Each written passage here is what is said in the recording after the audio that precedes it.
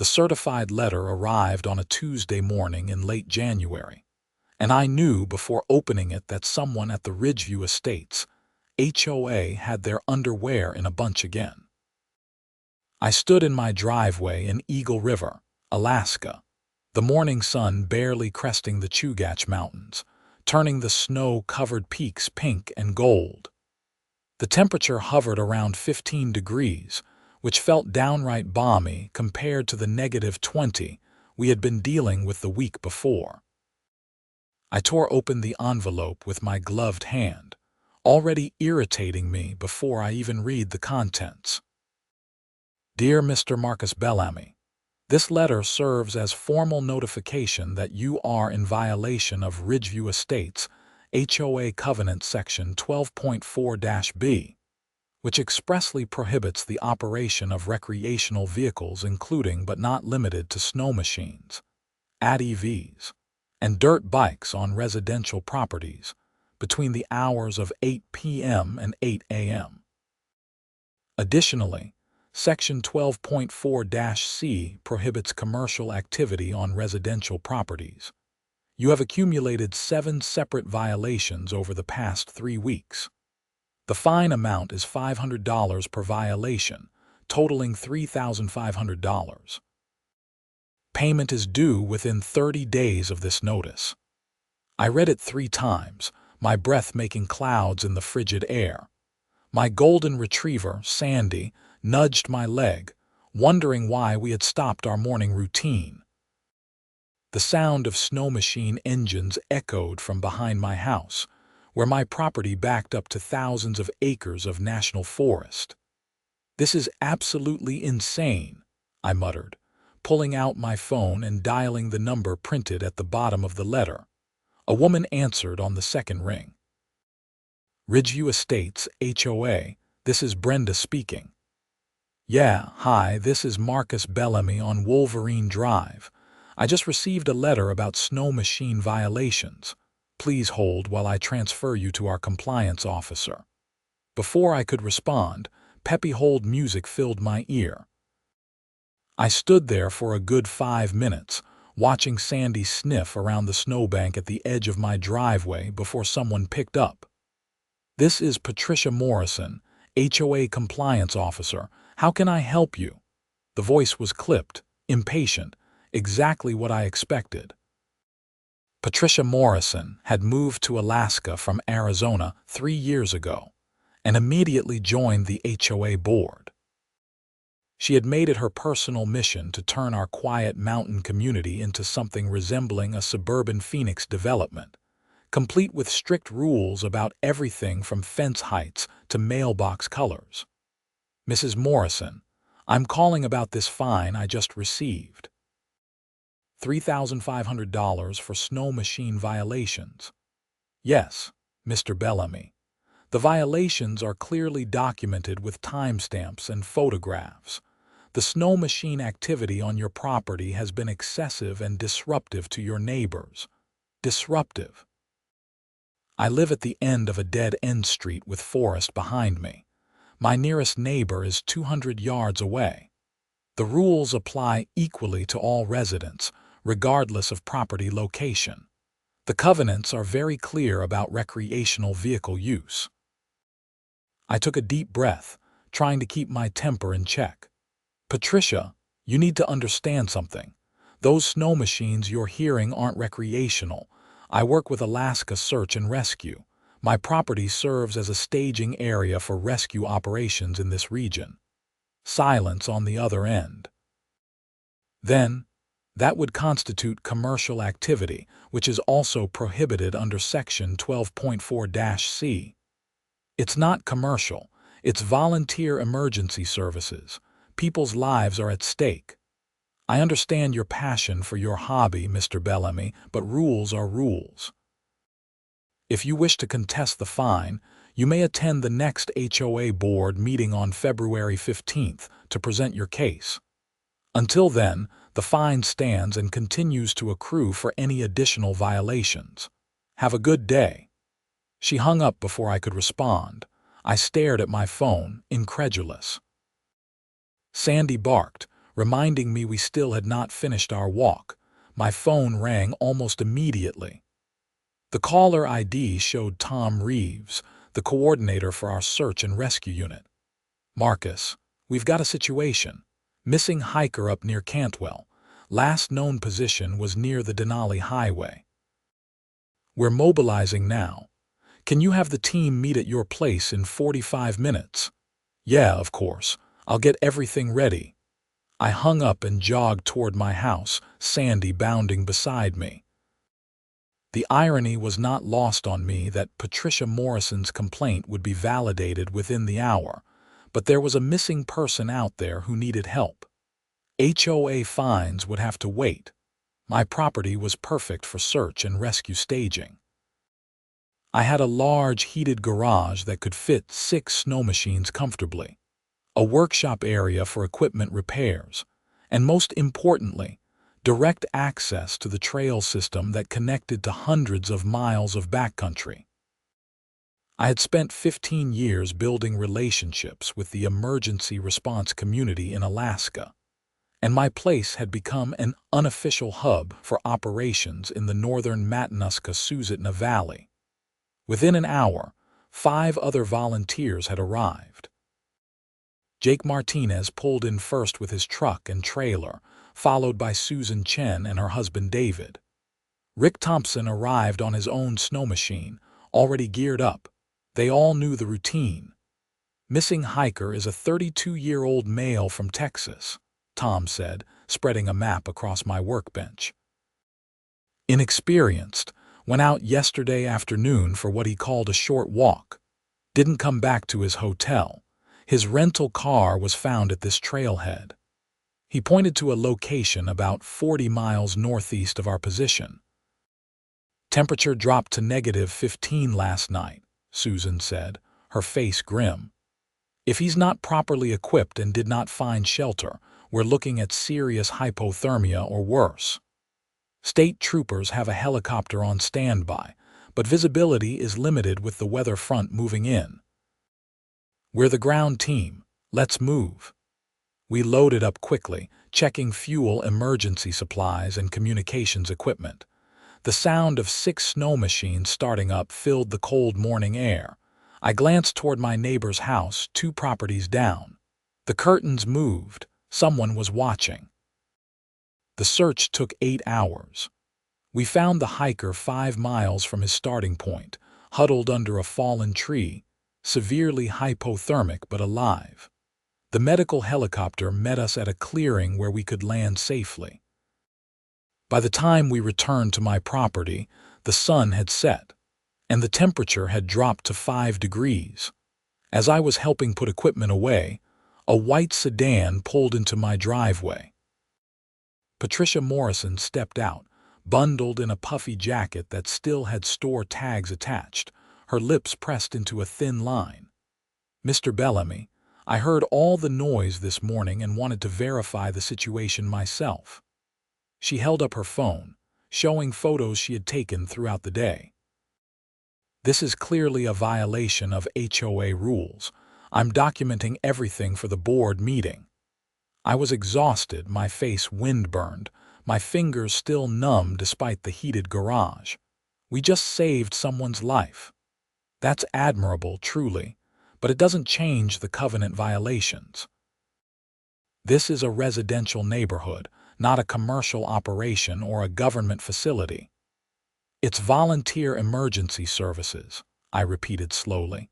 "This isn't a business. Nobody is making money. We're providing a critical community service. You're providing a nuisance to your neighbors. The noise, the traffic, the liability issues.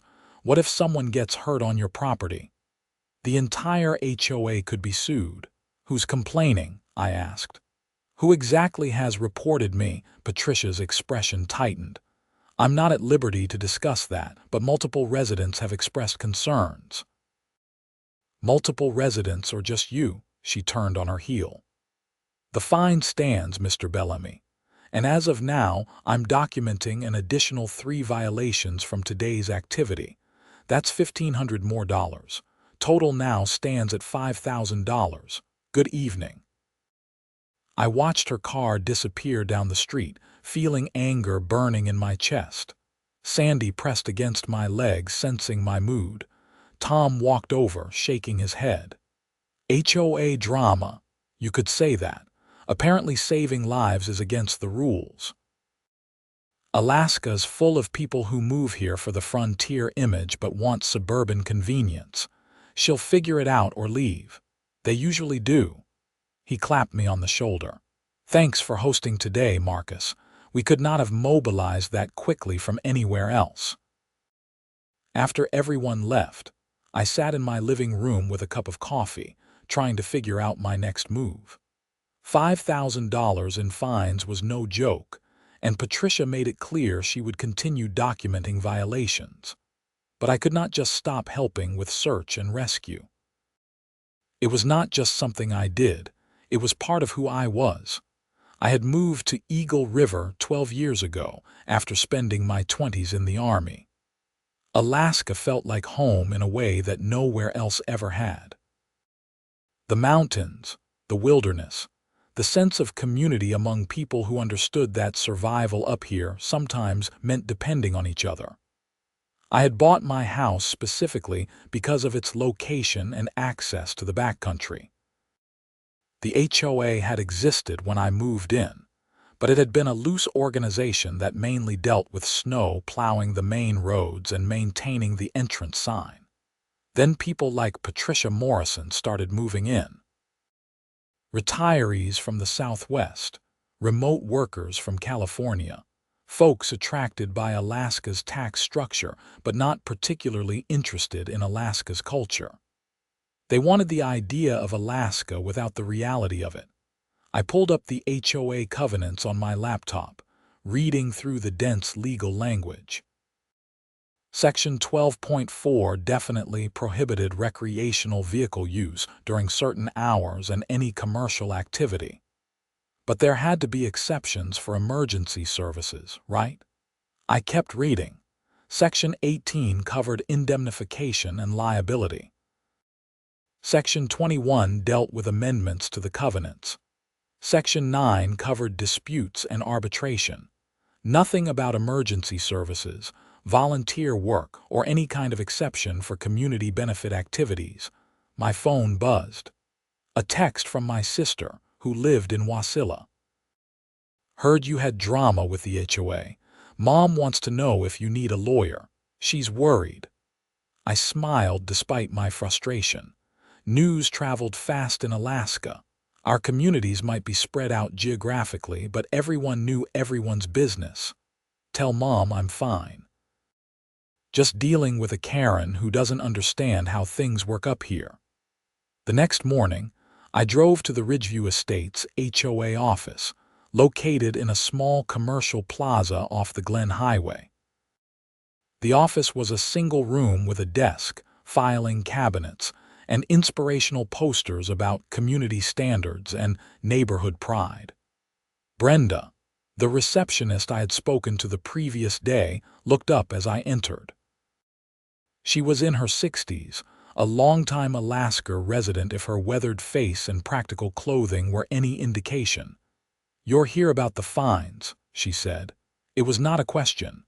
"I need to understand the process here. How do I formally appeal?" she sighed, pulling out a form.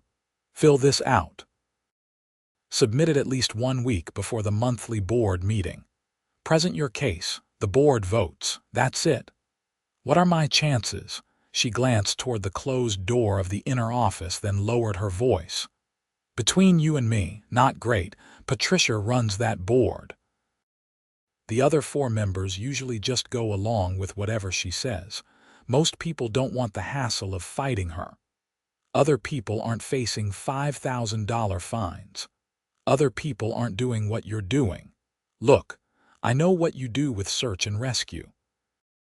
My nephew volunteers with the fire department in Palmer. We need people like you. But Patricia, she doesn't get it. She thinks Alaska should be like her gated community in Scottsdale." I filled out the appeal form and submitted it. The board meeting was 3 weeks away. In the meantime, I would have to hope we did not get called for any rescue operations, or face additional fines I could not afford. Of course, Murphy's Law being what it is, we got called out 4 more times over the next 2 weeks. A lost snowmobiler near Hatcher Pass. 2 separate avalanche awareness training exercises with the local high school outdoor education program. An elderly woman with dementia who wandered from her care facility in Palmer, found safe but confused near the Matanuska River. Each time, Patricia Morrison documented it. Each time, another fine notice appeared in my mailbox. By the time the February board meeting rolled around, I owed $12,500 according to the HOA. I had contacted a lawyer, John Hutchins, who specialized in property law and HOA disputes. He reviewed my case for free as a courtesy because his daughter had been one of the students we had trained in avalanche safety. Legally, they're in the right about the covenant violations, John told me over coffee at a local shop. The language is clear. The question is whether a court would find the enforcement reasonable given the circumstances. Search and rescue operations serve a compelling public interest. Alaska has special liability protections for volunteer emergency responders, but fighting this could get expensive.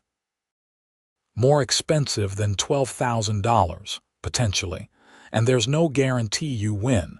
These things can drag on for months, even years. So what do you recommend? Present your case at the board meeting. Bring documentation. Letters of support from the search and rescue organization, the state troopers, anyone who can speak to the value of what you're doing. Show them you're not just some guy running snow machines for fun. Make them understand the stakes. I spent the next week gathering support letters. Tom Reeves wrote a detailed letter explaining the importance of my property as a staging area. The Alaska State Troopers sent an official letter on their letterhead, signed by a major. The mayor of Eagle River sent a letter thanking me for my volunteer service. I got statements from families of people we had helped rescue. The night of the board meeting, I showed up with a folder full of documentation and a USB drive with photos and testimonials. The meeting was held in the community room at the Eagle River Library. About 20 residents were in attendance, which was apparently a high turnout. The board sat at a table in front, Patricia Morrison in the center. She looked exactly like what you would expect from an HOA Karen. Carefully styled blonde hair with silver highlights, designer glasses, a blazer that probably cost more than my monthly grocery budget. The other board members looked less enthusiastic about being there. 2 were elderly couples who had lived in the neighborhood since it was developed in the early 2000s. One was a younger guy, maybe mid-30s, who kept checking his phone. Patricia called the meeting to order and worked through routine business. Snow removal contracts, landscaping plans for spring, a proposal to repaint the neighborhood entrance sign. Finally, she got to my case. Item 7 on the agenda. Appeal of covenant violations by Marcus Bellamy, 742 Wolverine Drive. Mr. Bellamy, you have 15 minutes to present your case. I stood up, my heart pounding. Public speaking was not my favorite activity. I moved to the front and set up my laptop, connecting it to the projector. Thank you for your time tonight. My name is Marcus Bellamy, and I'm here to appeal the fines issued against me for snow machine operation on my property. I want to start by being clear. I'm not operating these machines for recreation. I'm a volunteer with Alaska Search and Rescue, and my property serves as a critical staging area for rescue operations in this region. I pulled up photos on the screen, images of our team loading equipment, maps showing the trail access from my property, photos of successful rescues. Over the past 3 years, My property has been used as a staging point for 42 separate rescue operations. We've saved 17 lives directly. We've provided emergency assistance to dozens more. We train local students in wilderness safety. We work directly with Alaska State Troopers, the National Guard, and local emergency services. I click to the next slide, showing letters of support. I have letters here from Major Rodriguez of the Alaska State Troopers, from the Eagle River Mayor's office, from Tom Reeves, who coordinates our search and rescue unit. They all emphasize the same point. What we do saves lives, and my property's location makes it uniquely valuable for these operations. Patricia interrupted. Mr. Bellamy, while we appreciate your volunteer work, the issue is not the value of what you're doing but where you're doing it. This is a residential neighborhood with rules that all homeowners agreed to when they purchased their properties. I understand that, but search and rescue operations are emergency services. We don't choose when people get lost or injured. We respond when called. Every minute counts in these situations.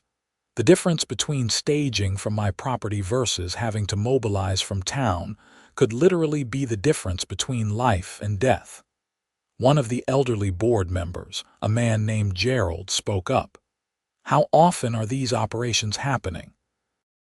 The finds suggest fairly frequent activity. It varies by season and conditions. Winter is our busiest time because more people get into trouble in winter backcountry.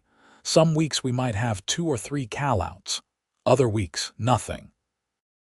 But when someone is missing in negative 20-degree weather, we can't wait. We can't worry about noise ordinances when a hypothermic hiker needs help. Patricia leaned forward. Mr. Bellamy, have you considered operating from a different location? Perhaps a commercial property or government facility. There are no suitable alternatives that provide the same trail access. The next closest staging area would add 30 to 45 minutes to our response time. In search and rescue, that's unacceptable. A woman in the audience raised her hand. Patricia looked annoyed but acknowledged her. I'm Susan Chen. I volunteer with Marcus on the search and rescue team. I also live in this neighborhood, on Moose Run Circle. I want the board to know that Marcus is being modest about his contributions. Last year alone, we helped find 6 missing people, 3 of whom would not have survived without immediate intervention. The work we do protects not just visitors but our own community members. My own teenager participated in the avalanche training Marcus helped organize. This isn't a nuisance, it's a community asset. Another hand went up, a man I recognized from a few streets over. I live 3 houses from Marcus. I can hear the Snowmachines when they're operating. You know what? I don't care.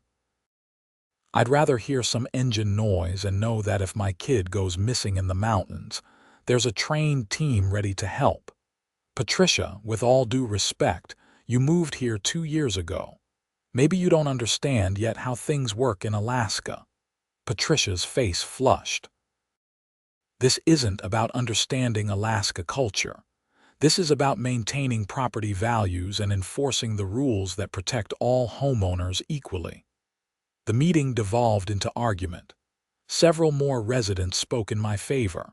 A couple spoke against me, complaining about noise and traffic. Patricia tried to maintain control but was clearly frustrated. Finally, she called for the board to vote. All in favor of upholding the fines against Mr. Bellamy. Patricia raised her hand. The younger board member raised his hand after a moment's hesitation. The 2 elderly couples looked uncomfortable. All opposed. The 2 couples raised their hands. The vote is tied, Patricia said sharply. As board president, I cast the deciding vote. The fines are upheld. However, Mr. Bellamy, I'm willing to offer a compromise. If you agree to cease using your property for search and rescue operations, we'll reduce the total fine to $5,000 and consider the matter closed." "That's not a compromise," I said. "That's asking me to stop helping people. That's asking you to follow the rules like everyone else.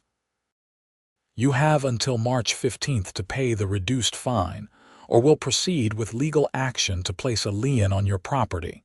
This meeting is adjourned." I left the library feeling defeated. Susan caught up with me in the parking lot. "Marcus, we need to escalate this. This isn't just about you anymore. If they shut down your staging area, it affects our entire operation in this region." "I know. I'm meeting with my lawyer again tomorrow, but I don't know what options we have." The next day, John Hutchins was blunt. "They can place a lien on your property if you don't pay. Eventually, they could even force a sale. But there might be another angle. Let me do some research on Alaska statutes regarding emergency services and private property rights. There might be protections we can invoke." A week later, John called me with news. "Marcus, I found something interesting. Alaska Statute 18.60.200 provides immunity for property owners who allow their land to be used for emergency response activities. It's primarily meant to protect landowners from liability, but the language is broad. It talks about facilitating emergency response services. I think we can argue that the HOA's enforcement action interferes with this statute's intent. Would that hold up in court? Maybe. It's untested legal territory. But it might be enough to get the HOA to back down if we threaten litigation. Nobody wants to be the defendant in a case about blocking emergency services." John drafted a letter to the HOA, citing the statute and requesting an immediate reversal of the fines. He sent it via certified mail and email, ensuring there was a paper trail. 2 days later, Patricia Morrison called me directly. Her tone was icy. "Mr. Bellamy, I received your attorney's letter. I want to be clear. The HOA is not backing down. If anything, your threats of litigation have convinced the board that you're a problem resident. We're moving forward with the lien process. You have until March 15th to pay, or we'll file with the court. Patricia, please think about what you're doing. This isn't about me being difficult. This is about helping people in emergencies. This is about you thinking you're above the rules. March 15th, Mr. Bellamy." She hung up. I sat there, staring at my phone, trying to figure out my next move. The decision was made for me 2 days later. A massive storm hit the Chugach Mountains, dumping 3 feet of snow in 24 hours. Perfect avalanche conditions. A group of backcountry skiers triggered a slide near Independence Mine. 2 were caught. 1 was buried. The call came at 6 a.m. Tom Reeves sounded stressed. "Marcus, we need to mobilize now. Complete burial, we've got maybe 30 minutes before the chances drop to near zero. Can we stage from your place?" "Yes, absolutely." "The HOA thing, I don't care anymore. Let's go save whoever's out there." The team assembled in 20 minutes. 8 volunteers, 2 Snowmachines with rescue sleds, avalanche probes, beacons, shovels. We made it to the site in 45 minutes, working with the ski patrol from Hatcher Pass. The victim had been under the snow for 18 minutes when we found him. We dug frantically, pulling him from the packed snow. He was unconscious, not breathing. Susan and I performed CPR while the helicopter was en route. After 3 minutes, he gasped. His eyes opened. He was alive. The helicopter evacuated him to Providence Hospital in Anchorage. We later learned he made a full recovery. A 24-year-old kid from Wasilla who had been skiing with his cousins. Someone's son, someone's brother, alive because we got there in time. I returned home exhausted and emotionally drained. Patricia Morrison's white sedan was parked in my driveway. She got out as I pulled in, her phone already recording video. "Mr. Bellamy, I witnessed the entire operation this morning. multiple violations of the cease and desist order. I'm documenting this for the HOA's legal action. Something inside me snapped. A kid almost died today, Patricia. He's alive because we got there fast enough. I don't care about your fines or your rules or your property values. I care about saving lives. Your emotional appeals don't change the law. You're in violation of legally binding covenants. The HOA is filing for a lien on your property tomorrow. I suggest you contact your attorney. She drove away. I went inside and called John. They're moving forward with the lien. What do? We file a countersuit. Interference with emergency services, abuse of HOA authority, selective enforcement.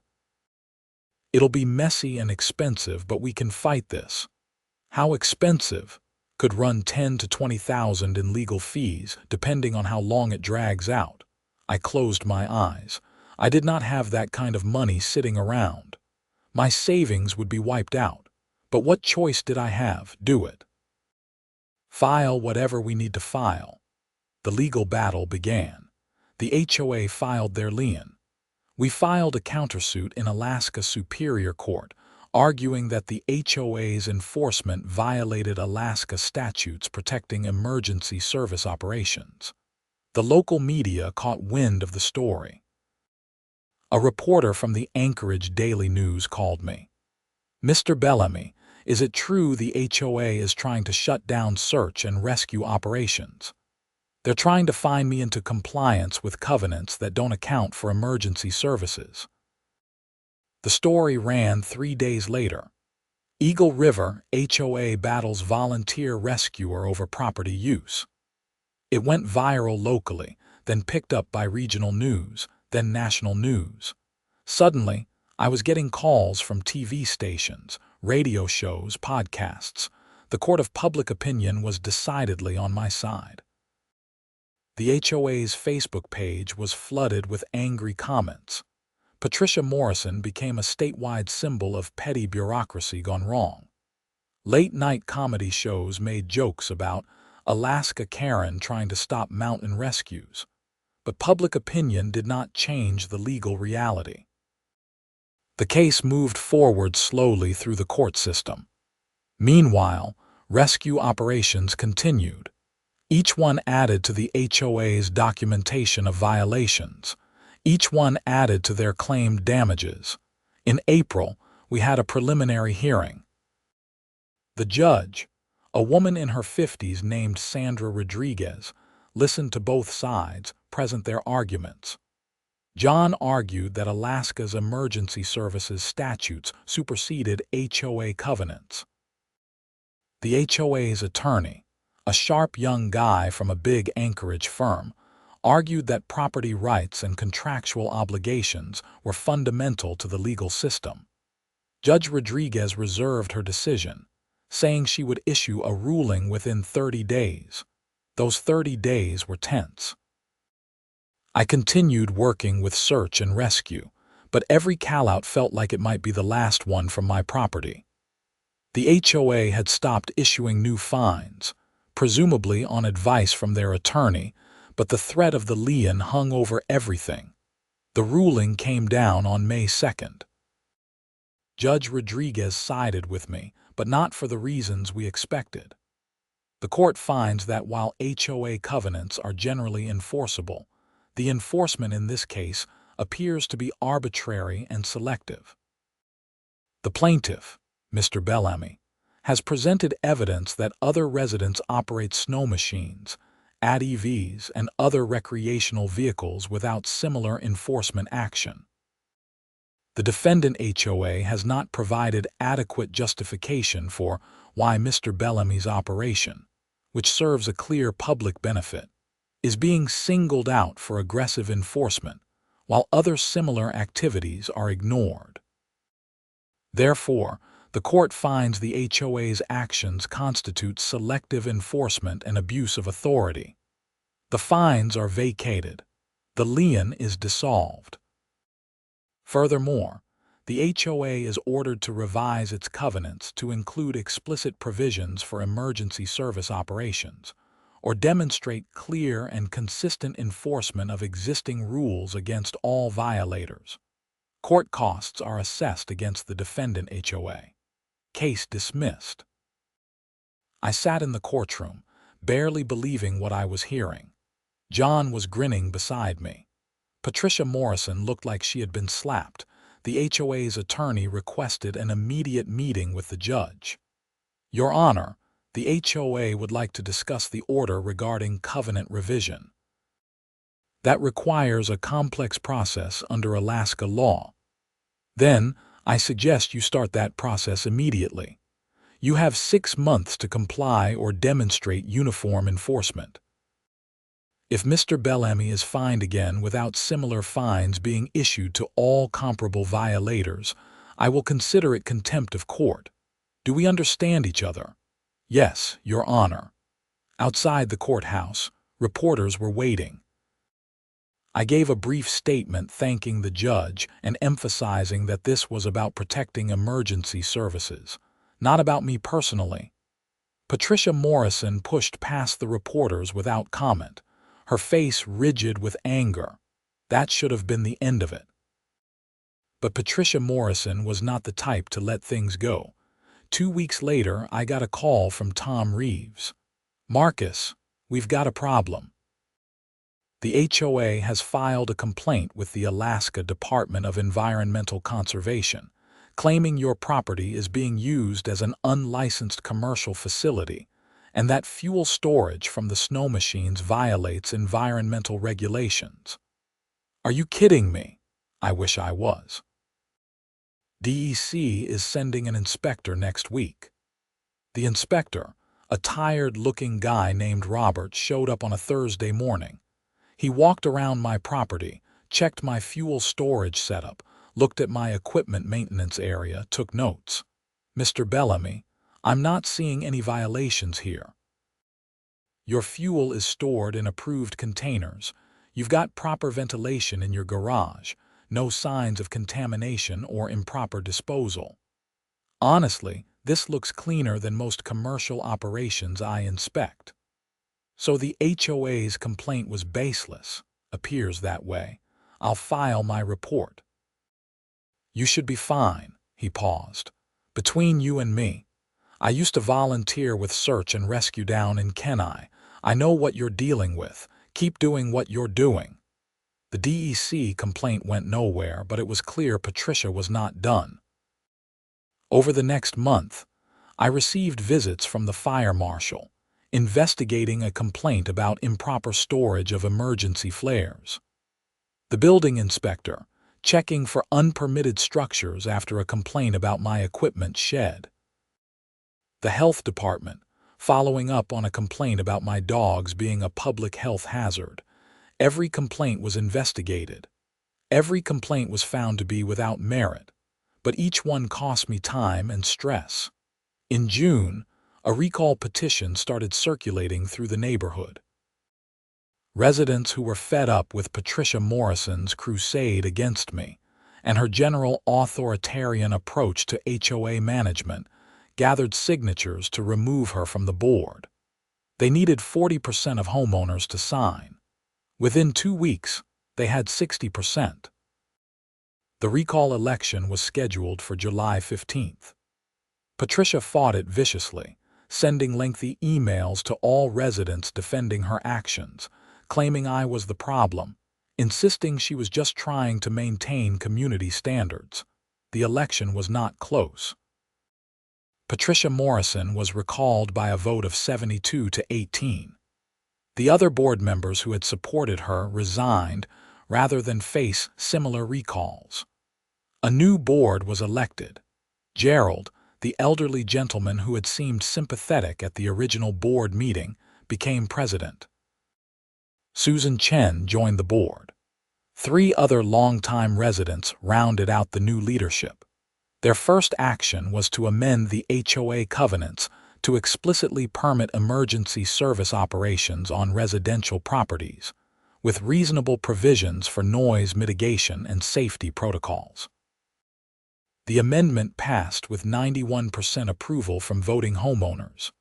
Patricia Morrison put her house up for sale in August.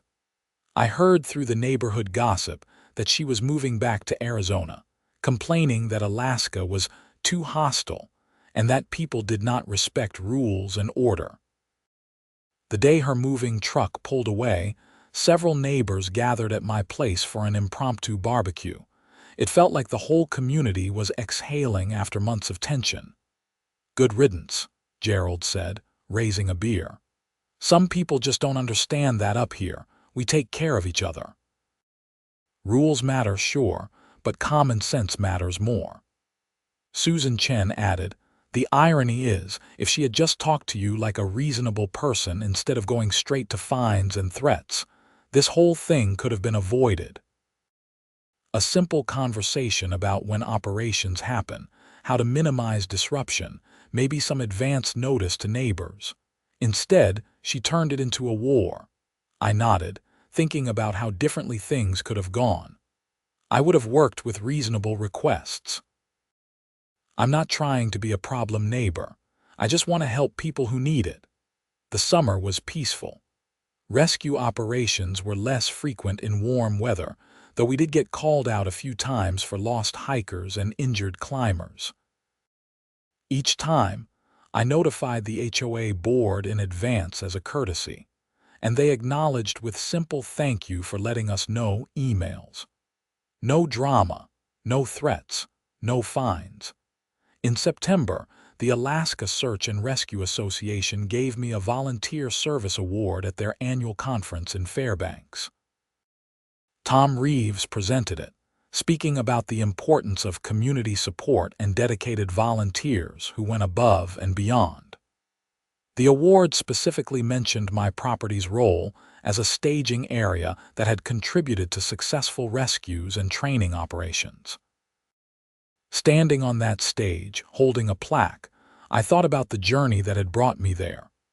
The ridiculous fines, the legal battle, the media circus, the eventual vindication. It had been exhausting and stressful, but it had also reinforced why I loved Alaska and this community.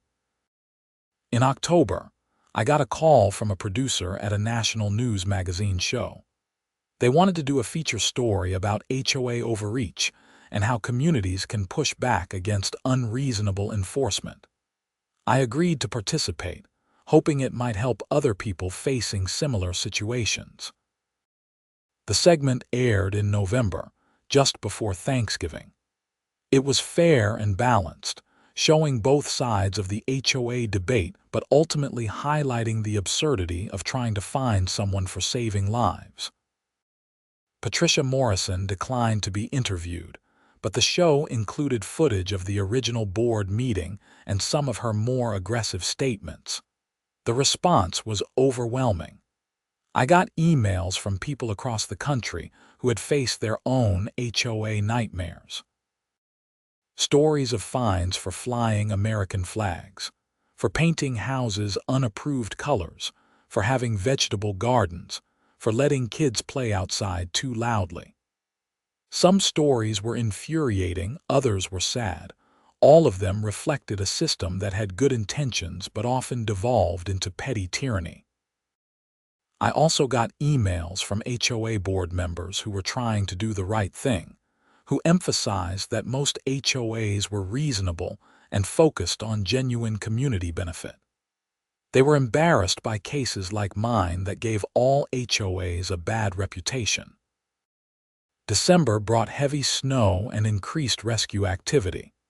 We had 11 callouts that month, ranging from lost snowmobilers to a small plane crash in the backcountry.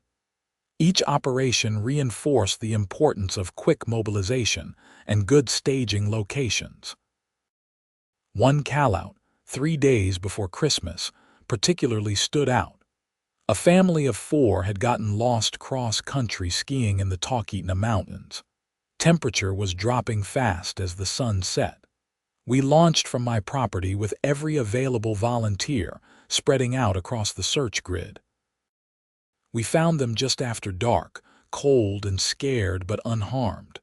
The father, a man named David, broke down crying when he saw us approach. "I thought we were going to die out here. My kids, my wife. I thought this was it." Getting them safely back to civilization, watching them reunited with extended family who had been frantically waiting, reminded me why all the HOA drama had been worth fighting through. These were real people, real lives, real moments that mattered more than any covenant or rule or fine. The new year brought changes. The HOA, under Gerald's leadership, launched a community recognition program highlighting residents who made positive contributions to the neighborhood. I was the first recipient, which was somewhat embarrassing but appreciated. They installed a small plaque at the neighborhood entrance. Ridgeview Estates, a community that cares. Susan Chen spearheaded an effort to build a formal relationship between the HOA and local emergency services. The HOA officially designated my property as an emergency services staging area, complete with proper legal documentation and liability protection. They even helped fund some improvements: better lighting for night operations, a small storage shed for emergency equipment, and signage marking the property's role. In February, almost exactly a year after the original fine letter had arrived, I got a call from John Hutchins. "Marcus, you're not going to believe this. Patricia Morrison's lawsuit." "What lawsuit?" "She filed a defamation lawsuit against me, several residents who spoke against her at the board meeting, and even the local newspaper. Claims we damaged her reputation and caused her emotional distress." "Just got served today." I felt my stomach drop. "Are you serious?" "Completely. It's a garbage lawsuit filed in Arizona where she lives now. I doubt it goes anywhere, but we'll need to respond." The lawsuit was indeed garbage. It was dismissed 4 months later when the Arizona court found it lacked merit and had been filed in the wrong jurisdiction. Patricia was ordered to pay our legal fees for the frivolous filing. She tried to appeal, but that was rejected too. That was the last I heard of Patricia Morrison. According to mutual friends who still had social media connections with her, she joined another HOA board in Scottsdale and was apparently making similar waves there. Some people never learn. As I write this, it has been 2.5 years since the original HOA drama began. My property continues to serve as a staging area for search and rescue operations. We've helped find or rescue 63 people in that time. Some operations were dramatic, others were routine. All of them mattered to someone. The Ridgeview Estates HOA is functioning well under new leadership. They focus on actual community issues like road maintenance, snow removal, and organizing neighborhood events. They enforce rules fairly and with common sense. Several other residents have volunteered for various emergency services: fire department, ambulance service, disaster preparedness teams. The HOA supports all of them. I still live at 742 Wolverine Drive in Eagle River, Alaska. Sandy, my golden retriever, is getting older but still greets every visitor with tail wags and enthusiasm. I've added another dog, a rescue husky named Scout who loves running alongside Snowmachines. The mountains behind my property still call to me every day. The trails still lead to backcountry where people sometimes need help. The work continues, not because of recognition or awards, but because it needs to be done and because I'm able to do it. Looking back on the whole experience, I learned several important lessons. First, not everyone who moves to Alaska understands Alaska. The frontier spirit, the self-reliance, the understanding that community means helping each other in tangible ways, these things are not universal values. Some people bring their suburban expectations and try to impose them on a place that operates differently. Second, HOAs can serve legitimate purposes, but they require reasonable people in leadership. The same organizational structure that can maintain property values and organize community services can also become a tool for petty authoritarianism if the wrong people take control. Homeowner vigilance matters. Third, standing up for what is right is worth the cost, even when that cost is significant. I spent money I did not really have on legal fees. I dealt with months of stress and uncertainty. I became a minor celebrity in a way I never wanted. But the alternative was giving up something that mattered deeply to me, and that served a genuine public good. I could not live with that choice. Fourth, community support matters more than any legal judgment. Yes, Judge Rodriguez's ruling was important. But what really changed things was neighbors standing up and saying, "This is wrong." The recall petition, the new board, the revised covenants, none of that happens without people deciding to get involved. Finally, Alaska is special. I know people say that about their home states or countries, and maybe it is always true when you love where you live. But there is something about Alaska that attracts a certain type of person. Not everyone who moves here stays. The ones who do are usually the ones who understand that beauty comes with responsibility, that freedom means helping your neighbor, that the wilderness is not a backdrop but a living presence that demands respect and care. The phone on my desk is buzzing. Tom Reeves calling. Probably another rescue call-out, I answer.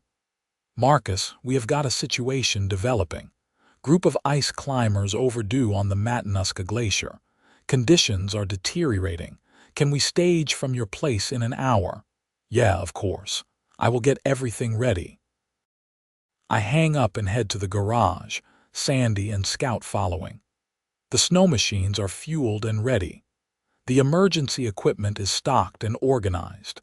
The heated space is warm and welcoming, ready to serve as base camp for whatever comes next. This is what I fought for. This moment, this readiness, this ability to help when help is needed. No HOA fine, no matter how large, could ever be worth giving this up. The sound of engines will soon fill the cold afternoon air. Neighbors might hear. Nobody will complain. This is a community that understands priorities, that knows the difference between rules and values, that recognizes what truly matters. I think about Patricia Morrison sometimes, wondering if she ever understood what she was really fighting against. Probably not. To her, it was about covenants and compliance, about maintaining standards and enforcing rules.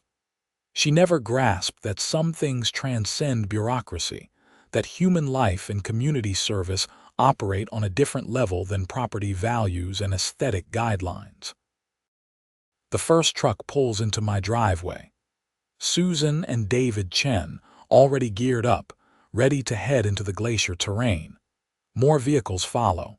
The team is assembling, professionals and volunteers working together with practiced efficiency.